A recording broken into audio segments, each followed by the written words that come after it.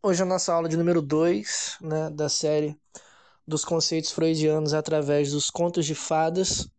Vamos conversar um pouquinho sobre a Bela e a Fera, né?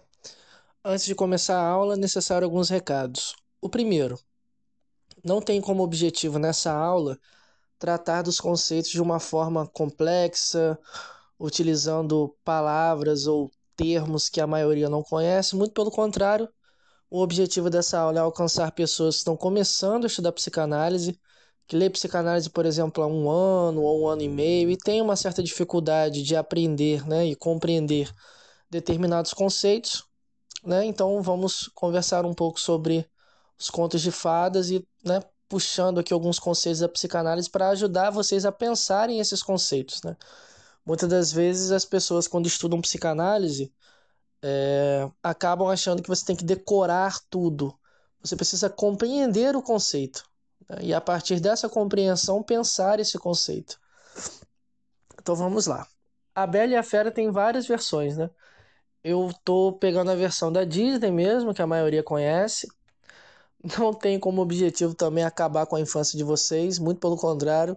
Quero que vocês, através dessas histórias, consigam pensar, né, os conceitos em Freud. Uma interpretação que você possivelmente pode encontrar na internet, principalmente com terapeutas cognitivos comportamentais, né? É que a Bela e a Fera, de certa forma, trata da história de uma vítima, né, com síndrome de Estocolmo. É uma leitura possível, né? Mas o nosso objetivo nessa aula é tratar da psicanálise. A síndrome de Estocolmo aqui, eu acredito que pela Bela ser uma prisioneira, né, naquele castelo com aquela fera que é um príncipe, né, que sofreu uma maldição, foi transformado daquela forma e somente o beijo do amor, né, verdadeiro, ou melhor, somente o amor verdadeiro poderia acabar com aquela maldição, né? E a Bela aqui no caso, entre aspas, é uma prisioneira, né? Tá ali naquele castelo e muita gente acaba, né, colocando dessa forma. Olha, será que a Bela tinha síndrome de Estocolmo? Será que ela acabou se apaixonando pelo próprio sequestrador dela? Eu, particularmente, não costumo compactuar muito com essa visão, embora seja da psicanálise, mas é uma leitura possível, né? Outra leitura possível, que aqui nesse caso eu acho interessante da gente pensar do ponto de vista da psicanálise, mas com muita cautela e cuidado, é que, de certa forma, você pode pensar um relacionamento abusivo dentro dessa história Bela e a Fera. Aí você pode estar pensando, ué, mas é uma das histórias mais bonitas, um dos contos mais bonitos, né? Talvez seja uma das princesas favoritas, né, da maioria das pessoas. Por que relacionamento abusivo? O que tem a ver com relacionamento abusivo? A Bela aqui vive presa em um castelo com uma fera. No início ela não queria estar ali, mas acabou ficando. Porque ela estava num castelo, né? Morava com o pai dela, numa vilazinha muito pobre, e ela tinha nesse castelo ali tudo. Inclusive os livros, né? Que a Bela é uma das princesas, né, que tem muito essa questão com conhecimento, né? Com os livros e tal. Tem até uma cena, que se não me engano é o Gastão, que é o nome do personagem, que não quer que ela leia, né? Meio que quer privá-la desse tipo de conhecimento, né? Que é uma crítica muito certeira, né, no passado, né, que muitas das vezes as pessoas proibiam mulheres de estudar, de fazer faculdade em determinadas áreas, por exemplo, das ciências humanas, das ciências naturais, da própria, enfim, política. Então aqui no castelo, a Bela estava ali, né? Tinha tudo. Biblioteca, tinha os livros, tinha o conforto de um castelo, comida também, né? Tinha criados. Algumas pessoas têm essa visão, né, de um relacionamento abusivo, em que sentido?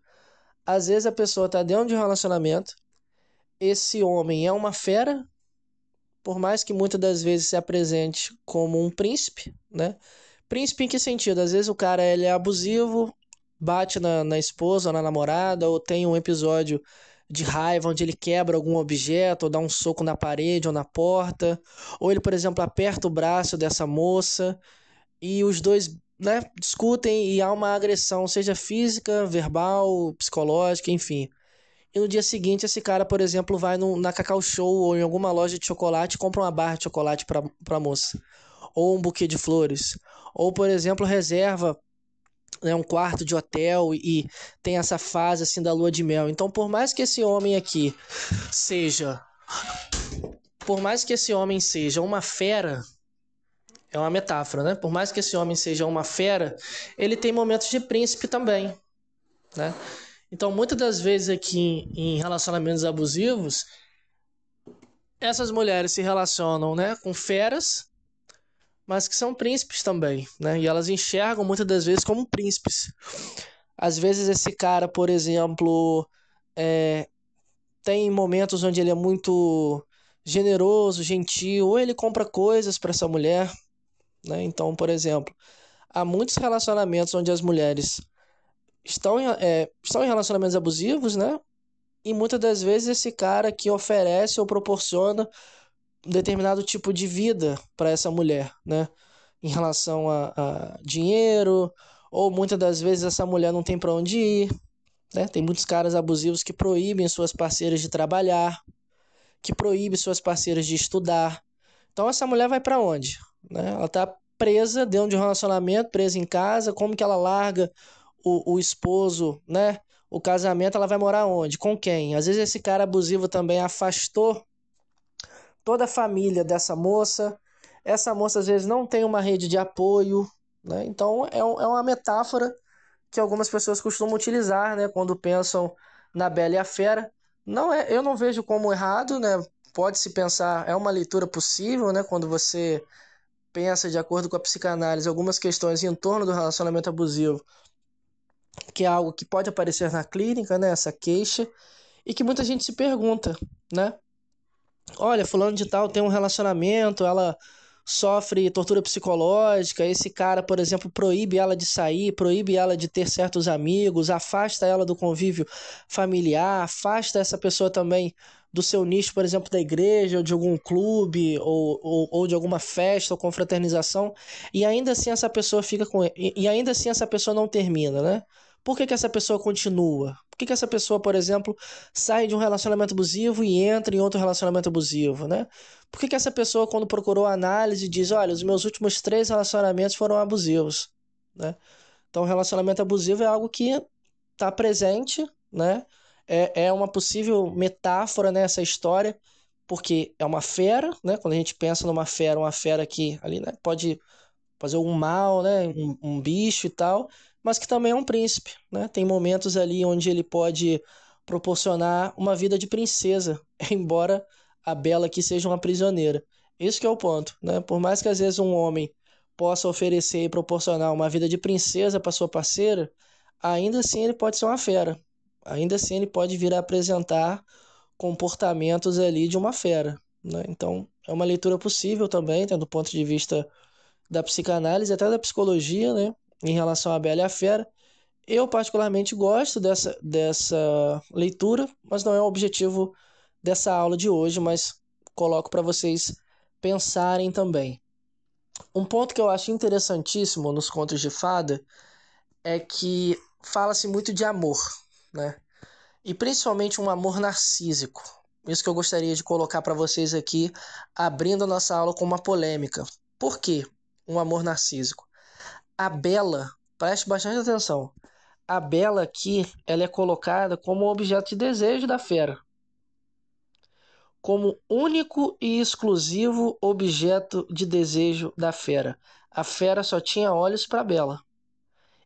A fera vivia num castelo isolado da cidade, no meio de uma floresta, praticamente dentro de uma floresta.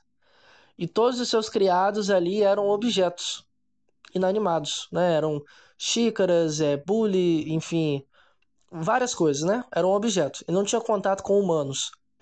A Bela aqui é colocada como objeto de desejo, como objeto de amor. Ela era a única. Preste atenção, que isso é muito importante quando estudamos histeria, falo, né? E principalmente o Édipo da menina e a relação que a menina tem com o pai. Então a Bela aqui é colocada como objeto de desejo, né? Esse objeto de amor. E ela era única, exclusiva. E mais, ela tinha à disposição aquilo que ela mais amava, que é algo que eu vou trabalhar com vocês nessa aula. Livros. Livros aqui eu gostaria que vocês escrevessem, né? Livros igual a conhecimento. Conhecimento, puxa uma setinha e escreva saber. Conhecimento, saber, livros. Nós vamos pensar junto a questão do falo aqui, né? Nessa aula de hoje eu vou trabalhar com vocês um pouquinho sobre falo e sobre o amor, né? O amor aqui do ponto de vista narcísico, principalmente conversando com vocês sobre a histeria, né? Tenho aulas exclusivas sobre histeria, né? Estudo sobre histeria, todos os casos, caso Dora também, que eu já trabalhei com vocês, e nas aulas anteriores que eu pontuei, né, algumas coisas em relação à histeria, né, na nossa série de aulas sobre estruturas clínicas em Freud, né? Então vamos conversar um pouquinho hoje sobre histeria, falo, amor, através da Bela e a Fera. Anotem, né, toda essa introdução que eu acabei de colocar para vocês em relação ao falo, objeto exclusivo de amor, né? Objeto de amor, né? Objeto de desejo também, a Bela ali como a única naquele castelo, né? Exclusiva. E também essa questão do saber. Gostaria de pontuar isso com vocês. Esse amor à Bela, esse amor da Bela pelo saber, pelo conhecimento. Eu acho interessante pensar a Bela e a Fera começando pelo nome dessa princesa, né? Você tem Branca de Neve, Cinderela, Pequena Sereia, né? Bela. O nome dela é um atributo físico, uma característica física, né? O personagem é bela, bonita. Inclusive, muitas pessoas, né, que gostam de contos de fadas, né, histórias da Disney, afirmam que a Bela é a princesa mais bonita de todas, né? Acho muito interessante porque na Bela você pode encontrar os atributos fálicos que o Freud, no caso, comenta em seus textos, né? O Freud é um autor polêmico, continua sendo, é um autor muito pouco lido e o pouco que leem mal ou leem muito rápido. Há muito da obra do Freud para ser explorada ainda. O seu melhor leitor foi Lacan, mas ainda assim deixou algumas lacunas, algumas perguntas, ao invés de serem respondidas, tiveram outras perguntas em cima, né? Ao invés de fechar algo, abriu muito mais, né? Só que o Freud, hoje em dia, facilmente seria cancelado. Assim, hoje em dia, eu acredito que se o Freud fosse vivo, seria um autor canceladíssimo. Por que isso? A polêmica terceira saída do Édipo na menina, né, que eu vou comentar com vocês especificamente na aula sobre a Cinderela e sobre a Branca de Neve, né? Nessa aula de hoje eu quero tratar um pouquinho sobre esses atributos fálicos, como a beleza e o conhecimento, né? Por que eu estou falando sobre o conhecimento? A Bela, ela não tinha interesse, preste atenção, o interesse da Bela não era necessariamente no ouro, na riqueza, no palácio. Esse príncipe aqui poderia ter comprado a Bela, preste atenção, comprado a Bela com outras coisas. Olha, se você ficar aqui no castelo, eu vou te dar todo o dinheiro que você quer. Olha, se você ficar aqui no castelo, eu vou te dar todos os vestidos, roupas e maquiagens que você quiser. Olha, se você ficar aqui no castelo, eu vou te dar um status de princesa. Todos dessa região vão te reconhecer como princesa. O príncipe poderia ter oferecido várias dessas coisas. E talvez, pensando junto aqui com vocês, a Bela nem aceitaria. Mas quando ela entrou na biblioteca da fera, né, do príncipe, e viu aquela imensidão de livros, livros aqui que tratam não apenas de histórias. É importante marcar isso com vocês aqui, porque às vezes a pessoa pode assistir ou ler a história de uma forma muito superficial. Aqui nós estamos tratando da psicanálise, né? Pensa no livro aqui como um lugar onde esse sujeito pode ter acesso ao quê? Conhecimento. Óbvio, você pode ler um livro de ficção, você pode ler um livro de romance, você pode ler um livro de poemas, não tem problema, mas o livro aqui que eu estou colocando para vocês, essa figura do livro, é o lugar onde o sujeito encontra informações, entre aspas, que de certa forma são conhecimento, tem conhecimento ali. Então, por exemplo, se eu entro dentro de uma biblioteca e eu vejo livros do Aristóteles, livros de Platão, livros de Nietzsche, livros de Sartre, livros de Freud, livros de Marx, o que tem aqui nessa biblioteca? Conhecimento. conhecimento, visão de mundo, pensamento filosófico, pensamento crítico. Se eu entro dentro de uma biblioteca e eu vejo vários livros de física, vários livros de matemática, eu estou entrando em contato com o que ali? Conhecimento. Dá uma pausa aqui agora. Toda criancinha, quando ela chega numa fase, as mães costumam brincar chamando da fase do porquê. A criança começa a perguntar tudo. Papai, por que isso aqui é isso aqui? Por que o céu é azul? Por que aquele cachorro tá cheirando o rabo do outro? Por que e por que e por que e por que? Há aqui uma espécie de uma pulsão epistemofílica, né? Essa palavra difícil, que eu disse que eu não ia usar a palavra difícil com vocês. Essa pulsão aqui, vamos usar de um termo assim mais didático e tranquilo, de saber, de conhecimento, de saber das coisas, o porquê das coisas. Não é incomum encontrarmos frases como: olha, estude. Conhecimento você vai encontrar no livro. Olha, você precisa estudar. Eu não vejo você com o livro na mão. Olha, você precisa estudar tal coisa. Ou quando você, por exemplo, um aluno, às vezes de psicanálise ou de psicologia ou de qualquer outro curso, se endereça ao professor ali, né, sedento por uma resposta, e o professor, ao invés de dar uma resposta que, de certa forma, vai sanar a dúvida desse aluno, ele diz o seguinte: olha, leia. Tá no livro tal, página tal, no capítulo tal. Então, o livro aqui tem, né, esse simbolismo que eu estou colocando para vocês, né, do conhecimento, do saber. Aqui eu quero trabalhar com vocês 2 pontos.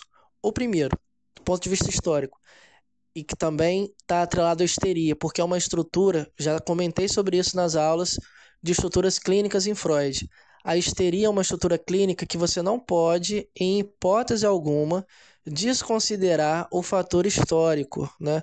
Esse primeiro fator histórico aqui, as mulheres na época, século XVI, XVII, XVIII, enfim, sempre foi proibido de alguma forma, né? Seja de uma forma, seja de uma maneira política ou própria sociedade, enfim, que essas mulheres tivessem acesso a livros, que essas mulheres tivessem acesso a conhecimento. A Bela aqui, qual que é o desejo dela, do ponto de vista da psicanálise aqui? Conhecimento. Livros. Livros é que eu quero que vocês visualizem essa questão do conhecimento, do saber, que tem a ver com a psicanálise, tem a ver aqui com esse período que eu coloquei para vocês agora, da criança perguntando o porquê das coisas. Esse saber aqui, essa espécie de pulsão aqui de saber, esse desejo, olha, eu quero saber por que tal coisa. O Freud trabalha isso num texto belíssimo sobre Leonardo da Vinci, quando também pensamos sobre sublimação. Toda essa questão aqui que nós estamos trabalhando é sexual. Isso aqui é importante marcar com vocês. O Leonardo da Vinci não foi à toa, na minha opinião, continua sendo o maior, talvez a maior mente que já pisou na Terra. Assim, o cara era pintor, artista, escritor, inventor, matemático, enfim, uma infinidade de coisas. E o Freud está trabalhando aqui essa questão do Leonardo da Vinci e tal. Alguns biógrafos afirmavam, né, que ele era homossexual, outros que ele era homossexual, mas não tinha tantas relações sexuais, né? O próprio Freud, aqui eu já coloco para vocês pensarem. O Freud teve alguns filhos, mas em determinado período da vida dele ele viveu em celibato. Ele se abdicou, né, das suas atividades sexuais e se dedicou somente à clínica e aos estudos. O Freud atendia mais de 10 horas por dia e ainda estudava 4 horas por dia. Então, toda essa questão aqui em torno do saber, o sexual, sublimação, eu trabalhei sobre isso numa série de aulas sobre o inconsciente descomplicado. 20 aulas, onde eu abordei 20 dos principais conceitos em Freud. Dentre essas aulas, tem a aula da sublimação, né? Você que está escutando essa aula agora de forma isolada, sabe que eu já trabalhei sobre esse conceito. E é o que eu estou colocando para vocês aqui também, em relação a esse ponto aqui do saber. Esse saber era negado às mulheres na época. Lembrando, vamos contextualizar, a Bela não é uma princesa do século XXI, né? É importante pontuar isso com vocês. E ela tinha esse amor aqui pelos livros, pela leitura. Leitura aqui, livros, eu quero que vocês escrevam. Livro igual a conhecimento. Conhecimento puxa uma setinha, saber. Esse saber aqui, ele sofre, de certa forma, um deslocamento não apenas um deslocamento. Eu vou usar o termo deslocamento, mas eu vou trabalhar melhor esse contexto. Eu vou abordar com vocês algo que, de certa forma, vai costurar essa palavrinha que eu estou colocando para vocês agora, esse deslocamento. Quando você pensa em conhecimento, hoje, do ponto de vista acadêmico, o que que realmente vale? Vamos ser sinceros assim. Importa se eu, por exemplo, estudo 5 anos de filosofia intensivos em casa, vendo cursos do Pondé, lendo livros na íntegra, enfim, baixando vários e vários e vários livros. Importa se eu, por exemplo, chego numa PUC, numa universidade federal, e falo o seguinte: olha, eu estudei durante 5 anos filosofia, durante 8 horas por dia, escrevi vários ensaios e textos e trabalhos, mas ninguém reconheceu isso. Eu não fiz faculdade, eu não tenho um título, eu não passei por uma monografia, eu não, né, tive uma grade curricular, eu não estou matriculado numa faculdade, eu não tenho um diploma. Olha só, diploma. Há aqui uma questão de título, que é muito importante colocar também em relação ao falo, que muitas feministas acabam torcendo o nariz quando, do ponto de vista da psicanálise, pensamos a respeito disso. Porque o Freud, quando ele trabalha o Édipo na menina, ele diz o seguinte: olha, essa mulher vai tentar, vai procurar, vai passar a vida toda, dito de uma forma simples, né? Tentando encontrar esse falo em algum lugar. Ou tentando encontrar esse falo, ou tentando ter esse falo através do filho, ou sendo esse falo para um homem. Então, de certa forma, se correr o bicho pega, se ficar o bicho come, né? Do ponto de vista freudiano aqui. Lembrando que é uma saída polêmica, né? Tem suas razões para ser questionada por muitas feministas e autoras filósofas, como, por exemplo, a Judith Butler. O próprio Lacan critica o Freud em relação a essa saída aqui, porque, de certa forma, o Freud acaba colocando como uma espécie de normalidade essa saída onde a mulher decide casar e ter um filho, né? Como se só através da maternidade a mulher pudesse ter esse falo através do filho, o que aqui rende uma polêmica absurda. Mas do ponto de vista aqui que eu estou tratando com vocês hoje, sobre o saber e sobre o falo, como um atributo fálico também, há essa questão do título. O título acadêmico aqui, do ponto de vista da psicanálise, pensando aqui, o conhecimento, muitas das vezes, o saber, em algumas pessoas, preste bastante atenção nisso, em algumas pessoas, pode funcionar como uma representação fálica, pelo menos para aquela pessoa, e para outras. Nossa, Daniel, como assim? É só você pensar na figura de um professor. Pense na figura de um professor, na figura de um acadêmico e na figura de um mestre ou um doutor. A maioria dos seus alunos atribui um saber a esse professor, como se esse professor fosse detentor de um saber cujo esse sujeito desconhece, não sabe. Então, muitas das vezes, alguns professores acreditam ter uma espécie de um falo. Olha, eu tenho todo esse saber, eu tenho todo esse conhecimento, né? Então, alguns professores aqui encontram através do canudo, canudo aqui é uma metáfora, né, do diploma, esse falo. Então, para muitas pessoas, o conhecimento, o saber, o título pode ser um falo, pode ser uma representação fálica. E é aqui que muita gente torce o nariz. Por quê? Aí a pessoa critica o Freud. Olha, mas o Freud foi misógino, o Freud foi machista. Olha essa saída aqui do Édipo só através da maternidade. Eu não quero ser mãe. Por exemplo, uma mulher diz isso, né? Eu não quero ser mãe, eu não quero casar. Tá bom. Aí você pergunta a essa mulher, mas você deseja o quê? Olha, eu desejo ser uma doutora em química quântica. Eu desejo ser uma doutora em tal coisa. Eu desejo ser uma acadêmica, eu desejo ser uma filósofa, eu desejo ser uma escritora. Olha só o título aqui. Esse título, por exemplo, desejo ser uma doutora, ou uma cientista, ou uma física, alguém que trabalha com física nuclear. Olha só, essa mulher aqui, ela não deseja ter um filho, né? O que o Freud está falando aqui de ter um falo através desse filho. O filho aqui como esse substituto simbólico do falo que não foi lhe entregue. Mas essa mulher deseja o quê? Ter uma carreira acadêmica, ter um título, ter um doutorado. O que eu estou colocando aqui? Significa que uma mulher não possa ter isso ou não possa sentir esse desejo? Muito pelo contrário, a mulher pode ser o que ela quiser ser em relação a esse desejo de ter um título. Mas, de certa forma, torça você o nariz ou não, goste ou não, o Freud acaba tendo razão nesse sentido, né? Do tipo, aqui encontramos uma representação fálica também. Tanto na beleza, que eu ainda não trabalhei com vocês, eu vou abordar nessa aula, né? A beleza aqui da Bela, né? E tal, mas principalmente o conhecimento. Então preste atenção. Independente se a Bela, isso aqui é muito importante do ponto de vista da psicanálise, independente se a Bela ficasse ou não com a fera, se tornasse ou não esposa da fera, desse ou não um filho para a fera, ela já tinha ali na mão dela, literalmente, ela poderia pegar e sentir a textura, a capa do livro, as folhas do livro, aquilo que ela mais almejava, que ela mais amava, na verdade. Porque a Bela não foi uma. Acabei de dizer, do ponto de vista da psicanálise aqui, vamos pensar juntos. O príncipe poderia ter comprado a Bela com com essas outras coisas. Mas o que que fez a Bela ficar? O que que encheu os olhos da Bela de, assim, vislumbre? Foi a biblioteca.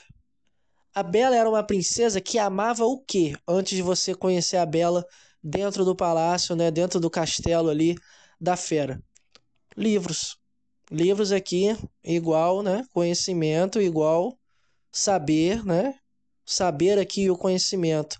Puxa uma setinha pro título, pode ser sim uma atribuição, né? Ou melhor, uma representação fálica. A beleza também pode ser comparada, né? Como um atributo, ou, dependendo da sua leitura, com uma representação fálica também, né?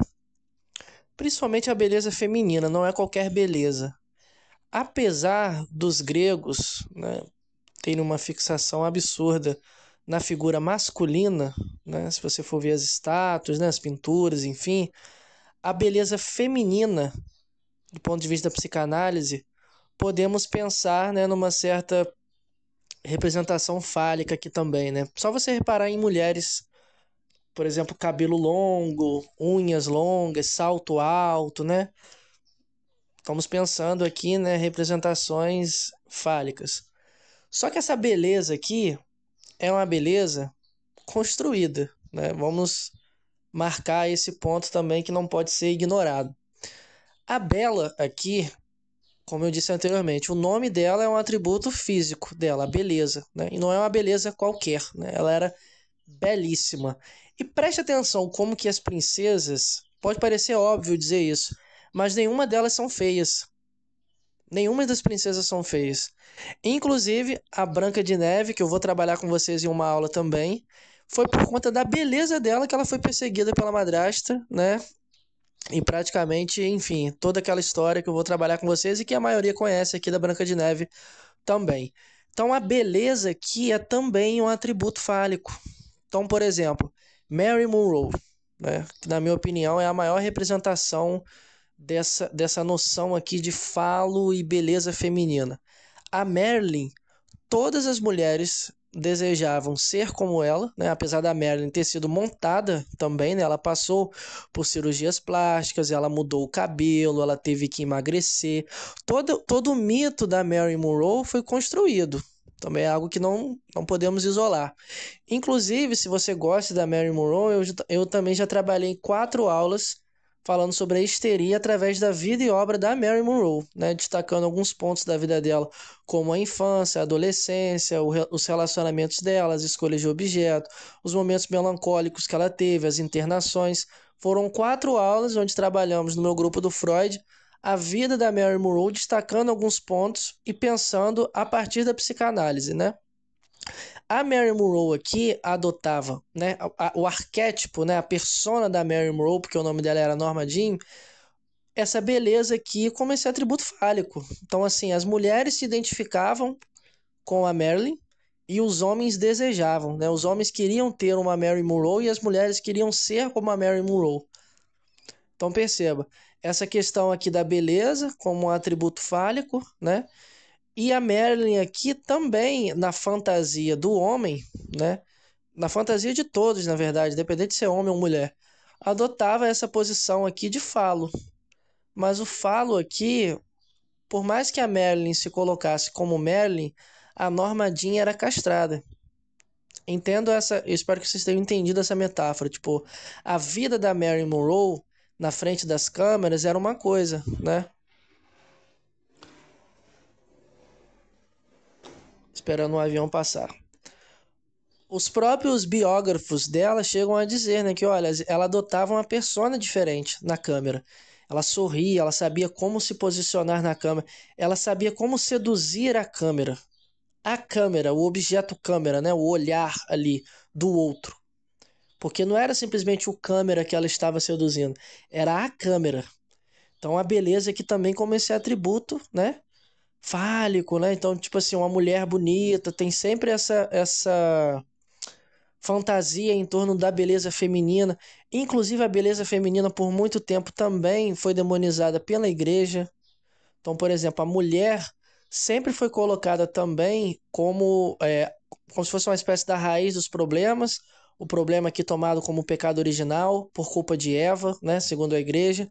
E muitos teólogos e pastores usam como argumento, por exemplo, olha, Deus levantou grandes homens como Abraão, mas Abraão caiu, entre aspas, com Agar.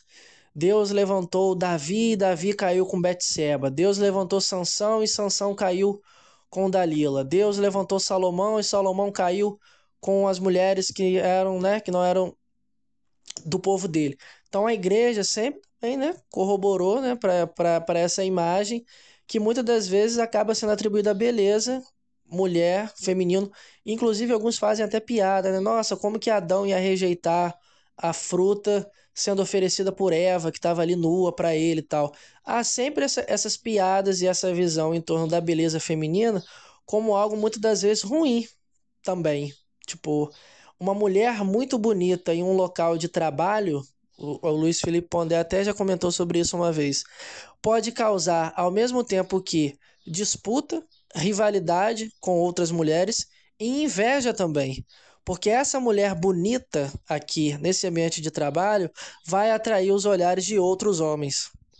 Então, essa mulher aqui, bonita, né, tem toda essa questão em torno da beleza como atributo fálico também, né? É só vocês pensarem, por exemplo, na Marilyn Monroe, né, que na minha opinião é a maior representação disso. A Bela aqui, né, na história da Bela e a Fera, é conhecida por por essa característica de ser belíssima, de ser bonita. Vocês conseguem identificar aqui agora, escutando nessa aula, todas essas representações fálicas que estão presentes aqui em A Bela e a Fera? Por exemplo, a beleza feminina, que eu estou pontuando para vocês aqui, a própria mulher, que o Lacan vai trabalhar que a mulher não existe, mas essa mulher aqui em Freud, né? Pensando na histeria, toda essa questão de ser e ter o falo, né? Essa mulher que é colocada como falo, né? Como esse objeto de desejo, né? E tal, esse objeto também do qual se identifica. Pense na Marilyn Monroe, né? Olha essa representação fálica aqui da beleza, né? Do poder, né? Ele era um príncipe, ele não era um camponês ou um vendedor de maçã. Ele era um príncipe, alguém que além de ter dinheiro, tinha também poder, tinha um título, né? Trabalhei isso com vocês também sobre o poder e o título, né? Do ponto de vista do inconsciente aqui, pensando falo também. Aqui na Bela e a Fera nós tínhamos também livros, né? Livros que eu coloquei para vocês aqui, igual a conhecimento, igual a saber, né? Né? Beleza, poder, dinheiro. Então, assim, há várias representações fálicas aqui em A Bela e a Fera. Isso é muito importante de vocês estudarem e pensarem, porque na clínica psicanalítica, principalmente quando estamos estudando histeria, isso aqui está muito presente. Porque por mais que essa terceira saída do Freud seja extremamente polêmica, né? Ele coloca lá o complexo de masculinidade, ele coloca a terceira saída, que é a mais polêmica de todas, que é a maternidade. Essa mulher, de alguma forma, essa mulher aqui histérica, que nós estamos pensando em Freud, passível de críticas, óbvio, vai buscar esse falo em algum lugar. Seja no casamento, seja no amor, Nós vamos trabalhar agora, falar um pouquinho sobre o amor, seja no amor, seja num título, seja num reconhecimento, seja numa carreira. Ela vai procurar esse falo em algum lugar. Por quê? Do ponto de vista freudiano, o mundo, as pessoas não são compostas por homens e mulheres, mas por aqueles que têm o falo, aqueles que não têm o falo, aqueles que são castrados e aqueles que não são castrados.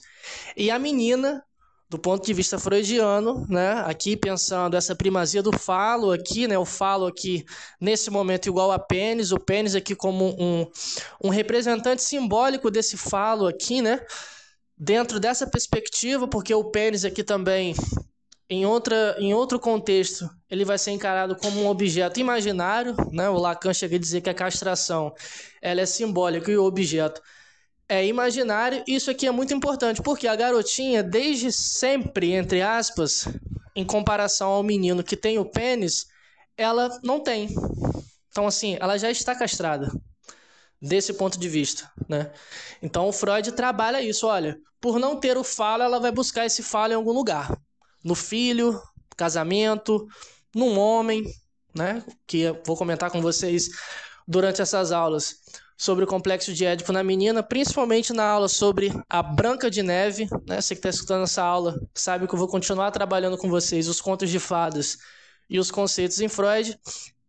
Só que o amor aqui em Bela é um amor que eu vou problematizar com vocês, o que dentro da psicanálise algumas pessoas já problematizam, que é um amor narcísico. Anotem isso. Bela e a Fera puxam a setinha. O amor narcísico. Na aula sobre a Cinderela, eu vou comentar com vocês sobre o amor fetichista do homem, né? O homem é aqui neurótico obsessivo, heterossexual. Já é uma prévia da próxima aula. Quando eu digo amor narcísico, muitas pessoas podem acabar interpretando erroneamente, né? Por influência e com a influência da psicologia. Como assim da psicologia? Eu estou dizendo amor narcísico. Não estou dizendo amor narcisista.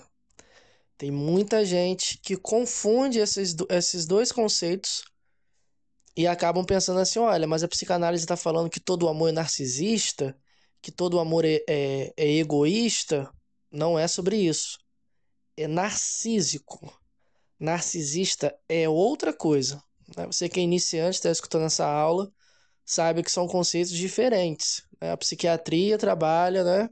Conceito de personalidade narcisista, tem uma série de características, olha só, características desse transtorno. Narcisismo em Freud é outra coisa, é outro conceito. Eu já trabalhei sobre narcisista em algumas aulas. Falei sobre o maníaco do parque, porque muita gente coloca, né, ele como um narcisista e relaciona com a psicopatia. Também trabalhei sobre narcisista numa aula sobre anorexia e a relação entre a mãe e a menina. E também trabalhei sobre narcisista numa aula de uma série especial, né, de aula sobre o inconsciente freudiano, onde eu trabalho especificamente com o conceito de narcisismo em Freud. E eu faço essa diferenciação. Então, tem 3 aulas onde eu comento, né, sobre a questão do narcisismo diferente do narcisista, né? Então, aqui eu quero trabalhar com vocês o amor narcísico.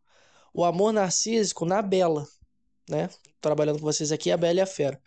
Como assim narcísico? Quando eu digo narcísico, eu quero que vocês entendam o seguinte. Imagine a cena do Narciso chegando ali no lago, se deparando com a sua própria imagem e se enamorando com essa imagem.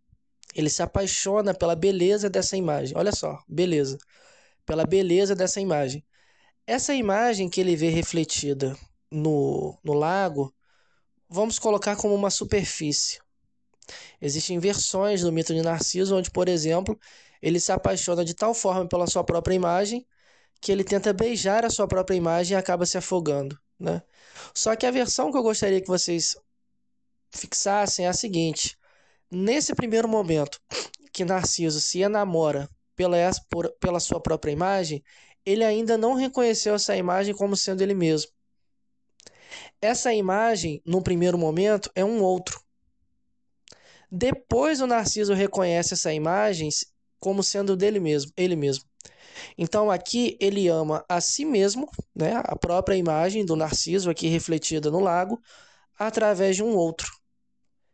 Isso aqui é o amor narcísico em Freud, dito de uma forma simples, né, sem falar de libido, de narcisismo secundário, enfim. Amamos a nós mesmos através do outro. As nossas relações, o Bauman fala isso também, relações líquidas, mas pensando no ponto de vista freudiano, nossas relações não giram em torno do amor. Amor aqui, o amor romântico. Gira em torno de nós mesmos. À medida que somos satisfeitos dentro de nossas relações com o outro, permanecemos nessa relação. A partir do momento que esse outro aqui não satisfaz as nossas demandas, não satisfaz nossos desejos, esse outro aqui deixa de ser útil, deixa de ser interessante, né? O que isso significa também, dizendo de uma outra maneira, né? Muitas das vezes eu amo o outro não pelo que o outro é, mas pelo que eu gostaria que ele fosse. Eu crio uma imagem, eu me apaixono, na verdade, por uma fantasia que eu faço do outro. Prova disso, né? É o começo de todo relacionamento, os primeiros 3 meses, que são amores, né? Conversa, sexo todo dia. Quando você casa com uma pessoa, você descobre o seguinte, que o outro é um outro, que o outro não é você. Então, nesse primeiro momento aqui, muitas das vezes, as pessoas, ao invés de se apresentarem como elas realmente são, elas passam a ser para o outro aquilo que elas supõem que o outro gostaria que elas fossem. Então, aqui há um jogo de objeto, né? De desejo e objeto. Olha, eu vou ser para o outro aquilo que o outro, que eu suponho que o outro queira que eu seja. Olha, eu tô começando a me relacionar com um cara que ele gosta muito de motocross e de cavalo e cerveja artesanal. Aí essa pessoa vai começar a estudar sobre cavalo, cerveja artesanal, vai sair com essa pessoa e beber cerveja artesanal. Às vezes ela nem gosta de cerveja artesanal, mas ela tá ali fazendo o quê? Olha, me ame, né? Toda demanda, o próprio Lacan diz, né? Toda demanda é uma demanda de amor. Mas o que eu quero que vocês entendam aqui, desse ponto de vista, que o Freud trabalha, que o amor da mulher, né? Que o amor das mulheres é um amor narcísico. Pense na Bela. A Bela era a única ali daquele castelo. A Bela era a única mulher. A Bela aqui era o objeto de desejo, o objeto de amor da fera. Tanto que ele a mantém com ele. E ele não mata ela. Se apaixona por ela. Ele proporciona para a Bela, olha só que interessante. Ele proporciona para a Bela aquilo que a Bela mais ama: livros, conhecimento, né? Ele proporciona para a Bela também o quê? Né? Uma castelo, né? Uma vida. O príncipe encantado aqui, a ideia do príncipe encantado, pensando aqui do ponto de vista psicanalítico, pensa no príncipe. O príncipe ele tem o quê? O príncipe ele tem um título. O príncipe ele tem um nome. O príncipe ele tem dinheiro. O príncipe ele tem poder. Isso aqui é muito interessante de pensar, porque assim, não é qualquer homem.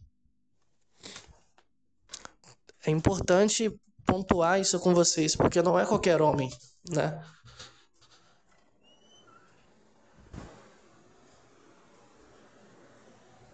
É algo que é algo que vocês precisam compreender muito bem, assim. Então esse amor narcísico diz o quê?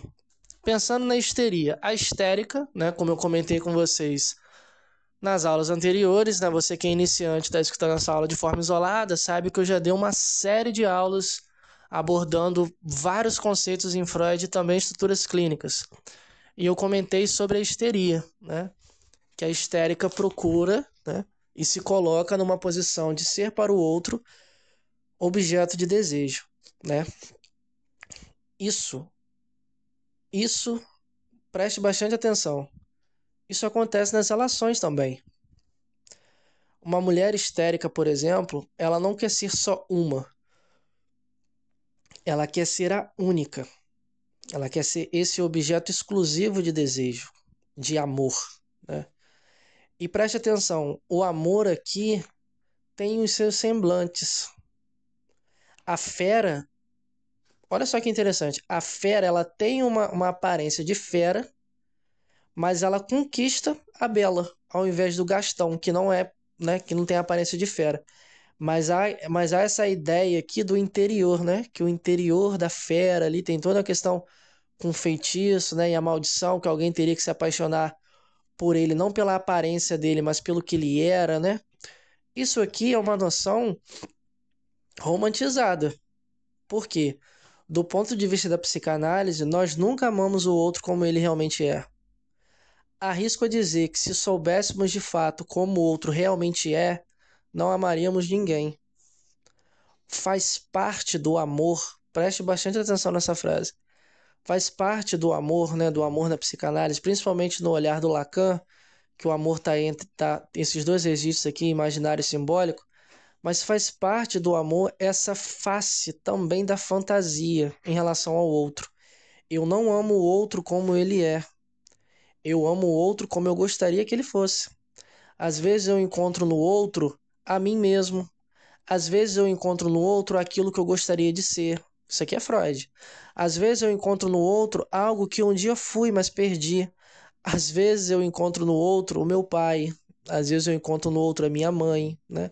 Freud trabalha muito sobre isso quando ele diz que na nossa vida nunca abrimos mão de nada. Substituímos uma coisa por outra, né? Nas nossas relações estamos sempre repetindo, né? Por que que a gente se apaixona por um mesmo tipo de pessoa? Por que que as nossas relações têm sempre as mesmas características? Porque sempre quando terminamos sempre de uma determinada forma. Tudo isso aqui a psicanálise vai ficar às voltas, né? E claro, né, os contos de fada, precisamos acreditar nos contos de fadas, assim. Tipo, o amor, muitas das vezes, é uma questão também de crença, no sentido de fé, assim. Precisamos acreditar no amor, porque o amor para o neurótico, do ponto de vista da psicanálise, dá sentido e faz sentido. Eu particularmente gosto da história da Bela, né?